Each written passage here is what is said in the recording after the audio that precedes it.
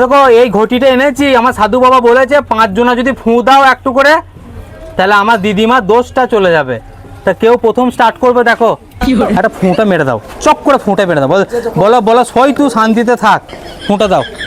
ও 5 পো দোষ পেয়েছে যে, দোষ পেয়েছে।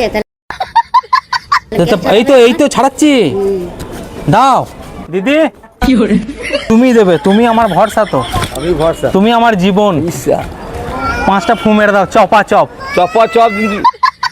তোমার ক্ষতি করবো না, আমি ক্ষতি হলে আমার দিদিমা যে তোমার ঘাড়ে বসে, বসুক, একটা বসে আছে, আরেকটা বিশাল মোটা কিন্তু এই গতর, বসুক, বট গাছ তো, হ্যাঁ এই গতর কিন্তু ধুমো পাড়া গতর, বসুক, পারবে তো? কোনো ব্যাপার না।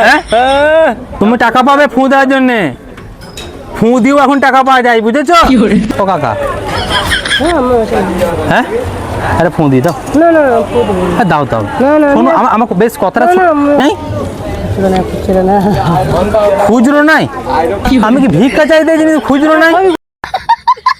যখন লুচিটা আর কুমড়োর তরকারি খেলে বলে আটু বুঁদে দাও, তখন তো ছিটে মেরে দিলে বোঁদেটা, হ্যাঁ তখন তো বললে না 5 পন লুচি মেরে দিয়ে চলে এলাম আমার বাড়িতে, আজ ফুঁটা দেওয়ার বেলায় তখন বলছে পারবো না, ফুঁটা বলো আমি অক্ষম, হাত তোলো, বলো আমি অক্ষম, বল দিদিমা আমাকে ক্ষমা করো।